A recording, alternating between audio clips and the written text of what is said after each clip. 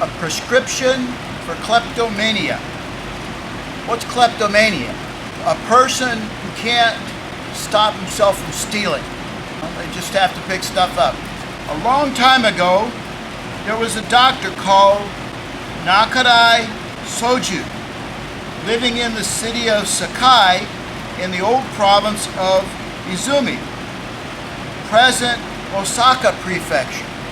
Osaka is a big city in the harbor south of Kyoto.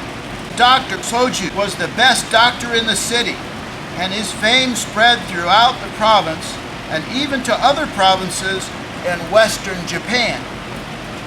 If you take medicine concocted by Soju Sensei, you can be cured of any illness in no time. He is like a god performing miracles. Everybody spoke in high praise of the doctor. Therefore, his clinic was always crowded with people from morning till night, and he had to hire assistants to help him to tend the large number of patients coming from all over the country. One evening, an old woman came looking sick and worried like all the other people in the waiting room. When her turn came, she was ushered before the doctor. "Well, my dear lady, what made you come to me so late at night?" "Yes, you look very tired. What is the trouble with you?" Soju Sensei received her kindly.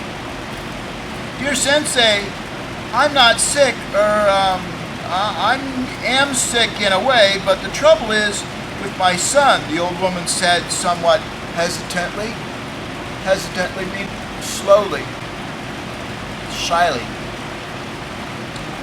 "I see.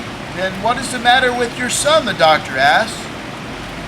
"Sensei, he's got a bad habit, and I thought you might be able to cure him of it with your miraculous medicine," the old woman said with some embarrassment. "A bad habit? What sort of bad habit? Can you tell me exactly what it is?" The old woman cast her eyes down for a moment, hesitating, and she whispered so nobody but the doctor could hear. "Sensei, I'm ashamed to say, but my son likes to steal other people's things. He is a habitual thief." Habitual means he's got a habit of doing something. So he's got a habit of stealing things. What's worse is he's getting cleverer and bolder, and I'm afraid in time he may become a notorious outlaw like Ishikawa Goemon. Oh, Sensei, please help him return to his normal, honest self," the old woman pleaded earnestly. So far, Soju Sensei had heard many sad tales, but this was the first of its kind that he had listened to, so he was somewhat uncertain how to treat the worried woman. But he could not stay silent, so he replied in an assured manner. "Oh, that's too bad, my dear lady. It's an exceptional case, but I'll prescribe something very good for your son. Don't worry, he said, and even patted the old woman's back to soothe her while taking her back to the waiting room. "Thank you, Sensei. If you could cure his bad habit, it's the only wish I have in my life. And I can die without any worries," the old woman said, bowing ever so reverently, as if worshiping the doctor. The doctor disappeared into his workroom, made the medicine, and brought it to the old woman, saying, "Now, here is a special medicine prescribed by me for your son. It's in powder form. Tell him to take 1 pack every time he has the urge to steal. The best time is just as he starts to act. This is important." "Thank you, Sensei. I'll tell my son exactly what you told me." "I thank you many, many times again," the old woman said with the utmost gratitude, and went home. They'd be bowing a lot. Here's the doctor giving the woman the medicine. As soon as the old woman left the doctor's office, the doctor's assistants who had been watching these proceedings looked at each other doubtfully. Then one of them whispered, "I know our master's the best in the country, but I've never seen anything like today's case before. It may be a new disease of the nervous system. Let's go and ask him about it." When the doctor was consulted by his assistants about the new prescription to cure habitual fever, he said, "The new medicine I gave the old woman will surely cure her son's bad habit.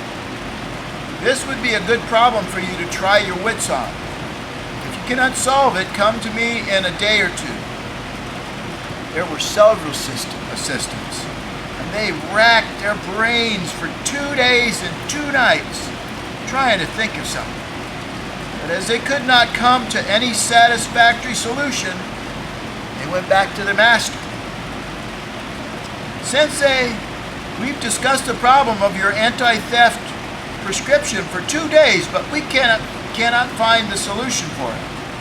Will you please tell us what new drug you have used for this new sickness?" The assistants approached their master. "Well, fellows, you haven't used your heads enough. It's not a new ailment of the nerves. Indeed, most robbers and thieves have strong nerves. It's more a predilection." Predilection. Wow. What's that word? Let's look that up in the dictionary. I'll show you how to use the dictionary. This is my mother's dictionary. It was New College back 75 years ago. But it's a terrific dictionary. See, it's got pictures all through it that make you get interested, and you want to look and see what the picture's about. It makes you look for more words. Very interesting dictionary. Dictionaries they're printing nowadays, they don't have pictures like this. We want to go to the P's, and we're going to look up predilection. When you're looking at dictionary, you see these words over here? There's a word here, and here's a word here. So that means that between these two words, on this side, it's pass to passport. So pass is right here, and then passport is down here, and then on this side, it's password and passport. So it's starting with password, and then down here, it's PAT. It's an abbreviation. We're looking for predilection. Presentative, that's too far. Predicate, predilection. It should be on this page. Predilection, here it is. It's a preference often formed as a result of personal leanings or disposition. So it's a preference from your experience, your way of doing things. So let's go back and read the sentence that it was used in. I'll start at the top of the paragraph. "Well, fellows, you haven't used your heads enough. It's not a new ailment of the nerves. Indeed, most robbers and thieves have strong nerves. It's more a predilection that one possesses innately that draws them into bad habits. A predilection, a way of doing things that one possesses innately, means to be inside of you, inside your head, inborn. When the old woman told me about her son's stealing habit, I immediately thought of interrupting that act. So I prescribed a new powder medicine which will dry the lung. When one's lung is dry, he coughs. How can you steal anything when you start to cough? You'll be heard and you'll get caught. Don't you see? That's the end of the story.